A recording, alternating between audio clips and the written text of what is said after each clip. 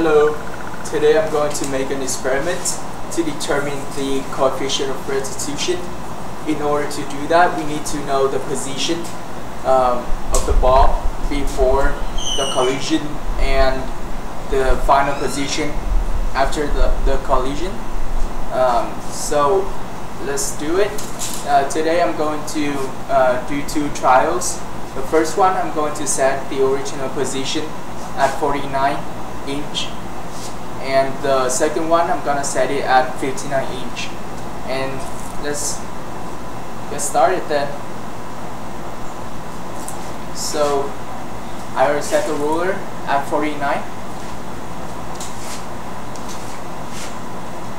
and that's my ball, that's my basketball, and I'm going to drop it 1, 2, 3. The final position was 16 inch when it rebounds, and the initial ones was at 49 inches. So now for the second trial, I'm going to set it at 59.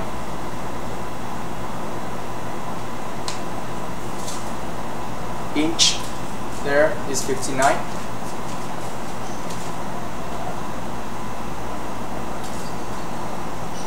I'm going to drop it. 1, 2, 3.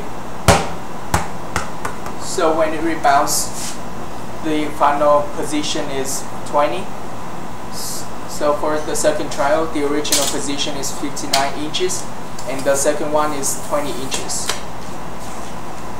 So now we are going to use this data to find out the coefficient of restitution.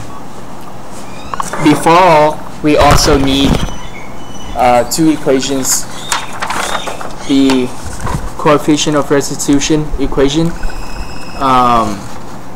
stated that the relative speed after the collision over the relative speed before the collision.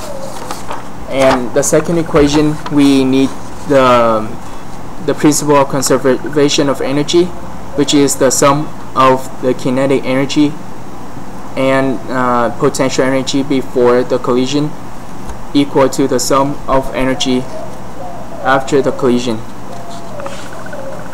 So this is the equation for kinetic energy. Is 1/2 times mass times velocity squared plus potential energy, which is mass times gravity times height. And so I just factor out the mass on each of these, and I cancel them out because they're a common factor. Then I'm going to use this equation. I'm going to use those equations to plug into this,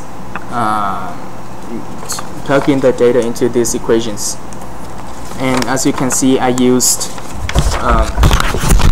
the original position as 59 inches, which is equivalent to 1.50 meters, and the final position when it hits the ground is 0 meters, and the initial velocity that I used was 0 meters per second because when I was holding the ball.